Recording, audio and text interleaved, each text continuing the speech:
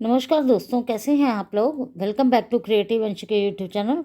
उम्मीद करती हूँ अच्छे होंगे और मैं भी बहुत अच्छी हूँ। तो फ्रेंड्स, जैसा कि मैं आप लोगों को सामान दिखा रही हूँ तो आप लोगों को भी मालूम होगा कि मकर संक्रांति आने वाली है। और हमारे हिंदू धर्म में मकर संक्रांति को बहुत ही पवित्र माना जाता है। इस दिन लोग स्नान दिवस भी लोग बोलते हैं इसको, या तिलकुट भी बोलते हैं। तिल मतलब इस दिन तिल की चीज़ें भी बनाई जाती हैं।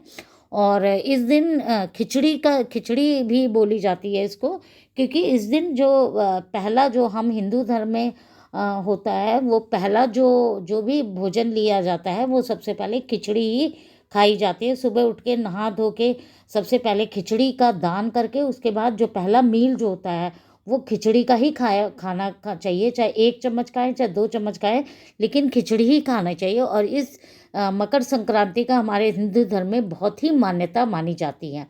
और फ्रेंड्स, इसमें मैं आपको ये बताऊंगी कि जैसे पिछले कई 2-3 सालों से इस बार जो है जो मकर संक्रांति है वो 14 जनवरी को ही मनाई जाएगी, जो कि दिन मंगलवार पड़ रहा है। और पिछले 2-3 सालों में बहुत लोग कन्फ्यूजन में रहते थे, दुविधा में रहते थे कि 14 है या 15 है। तो कुछ लोग 14 जनवरी को मना लेते थे, कुछ लोग 15 जनवरी को। जैसे लोहड़ी होती है और संक्रांत होती है, ये दोनों डेट के हिसाब से चलती थी। लेकिन अभी 2-3 साल से मतलब ये बहुत ही कन्फ्यूजन हो गया था। कुछ लोग 13 को, कुछ लोग 14 को, कुछ लोग 15 को। लेकिन इस साल जो है वो 14 जनवरी को ही मनाया जाएगा। तो इसके बारे में मैं आप लोगों को बताने वाली हूँ कि जो ये खिचड़ी जो होती है, इसको खिचड़ी दिवस भी बोला जाता है।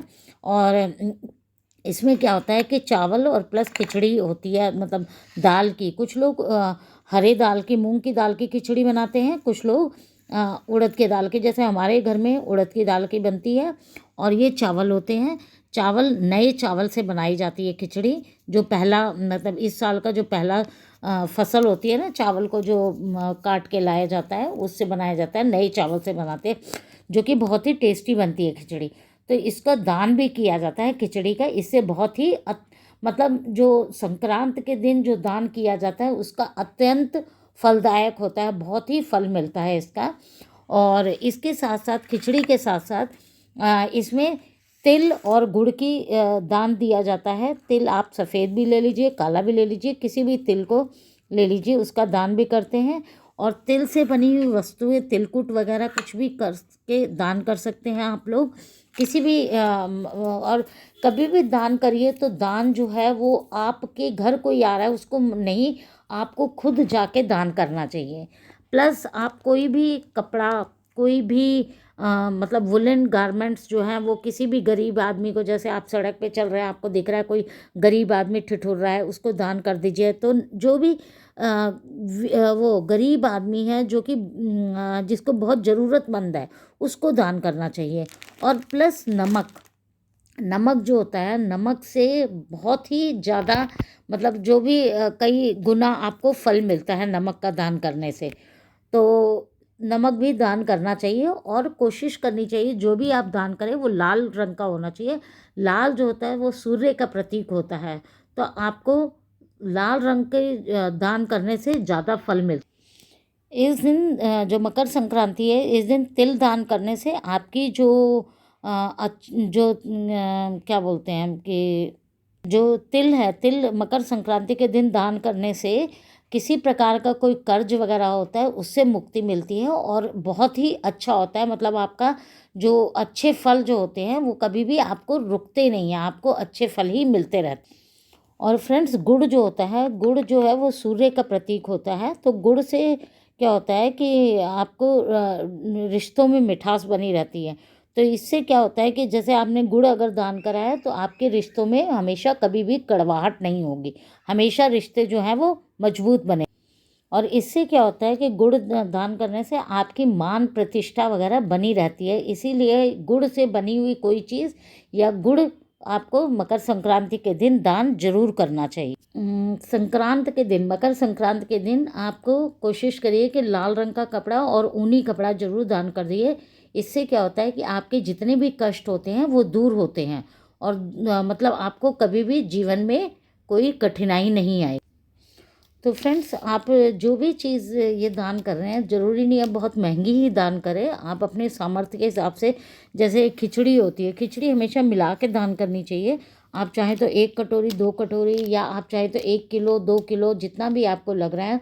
और जो भी वुलन वगैरह करते हैं वो बहुत महंगा ना ले। आप फुटपाथ पे आजकल आपको मार्केट में जाएंगे 100-200 रुपये में बहुत आसानी से मिल जाएगा। वो दान करिए, और कोशिश करिए मतलब कभी भी पुराना कपड़ा मत दान कीजिए, वो हमेशा नया ही लेके दान करिए। तो और फ्रेंड्स, घी भी होता है, गाय का घी जो होता है वो प्योर माना जाता है। तो ये आप 1 कटोरी, 2 कटोरी, जो भी आपकी सामर्थ्य है वो दान जरूर कीजिए। इससे क्या होता है कि आपके जीवन में कभी किसी भी प्रकार की परेशानी नहीं आएगी, और आपको मतलब कोई भी रुकावट नहीं आएगी।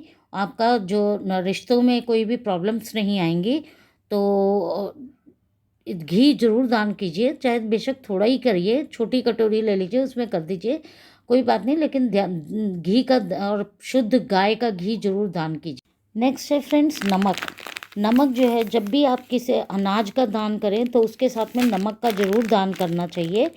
तो इसमें रॉक सॉल्ट भी ले सकते हैं, या वाइट नमक भी, आयोडाइज नमक भी ले सकते हैं। नमक जो होता है वो आपके जीवन में कोई भी अज्ञात बाधा होती है, उसकी उसमें जो भी रुकावट आ रही होती है उसको ठीक करता है। तो जो भी अज्ञात बाधाएं हैं उसको मतलब जो अनजाने में हो जाती हैं, या जो रुकावटें होती हैं उसको मिटाने के लिए नमक का दान मकर संक्रांति में जरूर करना चाहिए। नमक का दान करने से हमारे पितरों को भी शांति मिलती है, और नमक का दान जो होता है वो बहुत ही उत्तम दान माना जाता है मकर संक्रांति के दिन। तो फ्रेंड्स, ये जो दान जो हमने करना है, अगर आप ये सारे आइटम्स जो भी आप दान करना चाहते हैं, अगर ये सारे आइटम्स एक ही बंदे को देने हैं तो आप एक जगह ही पैसे जो भी है ये रख दीजिए। और अगर आप अलग अलग आइटम दे रहे हैं, जैसे एक आइटम एक किसी को दे रहे हैं, दूसरा आइटम किसी को दे रहे हैं, तो आपको जो दक्षिणा है वो हर उसके साथ देनी पड़ती है। क्यों? क्योंकि दक्षिणा देने से क्या होता है कि अगर जैसे आपने कुछ दिया तो आप उसको कमी को पूरा करने के लिए आप वो दक्षिणा दे रहे हैं। जैसे आप सपोज करो किसी एक आदमी को नमक दे रहे हैं और खिचड़ी दे रहे हैं, तो आप उसको ये जो है इसके साथ में दक्षिणा रख दीजिए, तो जो भी कमी है वो पूर्ति हो जाएगी। प्लस आप किसी को कपड़े दे रहे हैं तो उसके ऊपर दक्षिणा जरूर रखिए। इससे क्या होता है कि आदमी को जो भी कुछ कमी रह जाती है या कुछ वो पूरा करना होता है, तो वो दक्षिणा जो है वो उस चीज़ को फुलफ़िल कर देता है।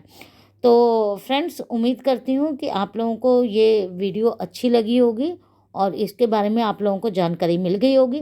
और फ्रेंड्स, जब भी जैसे मकर संक्रांति है उस दिन सुबह उठ के सुबह पहले नहाइए, नहा के जो भी दान पुण्य करना है उन सामान को निकाल के, और उसको सबको जैसा जिसके घर में कस्टम है, जैसे हमारे घर में है कि जो भी चीज़ दान होती है उसको हाथ लगा के, जैसे हाथ लगाना है, और उन चीज़ को हाथ लगा के, जैसे मैं हूँ, मेरे हस्बैंड है, मेरी बेटी है, हर आदमी अपने हिसाब से निकालता है, और फिर उसको उठा के एक जगह रख लेते हैं, और फिर उसको बाहर जाते हैं, जो भी गरीब आदमी है या मंदिर में कुछ देना है या जैसे भी करना है वैसे हम लोग करके आ जाते हैं। तो हर आदमी का अपना कस्टम होता है। तो सुबह सुबह फ्रेश होके नहा धो के उसके बाद दान की चीज़ें निकाल के उसको छू के, जैसे हम लोग छूते हैं, छूने के बाद उसके बाद उसको मतलब उसके बाद आप जो भी खिचड़ी वगैरह खानी है वो खा के उसके बाद आप दान वगैरह करना, जो जाके आप खुद दान करके आइए। क्योंकि मकर संक्रांति के दिन दान जो होता है वो बहुत ही फलदायक होता है, बहुत ही पुण्य मिलते हैं। मतलब इतना आपको वैसे करेंगे दान तो उतना फल नहीं मिलेगा जितना कि मकर संक्रांति के दिन मिलेगा। तो फ्रेंड्स, ये जो मैंने अभी कंबल लिया है ना फ्रेंड्स, ये मेरा पुराना कंबल है, ये मैंने सिर्फ दिखाने के लिए किया है। लेकिन मतलब आजकल मार्केट में कंबल ये मैं दूंगी नहीं, मैं नया लूँगी। ये मैंने सिर्फ वीडियो बनाने के लिए ही किया है।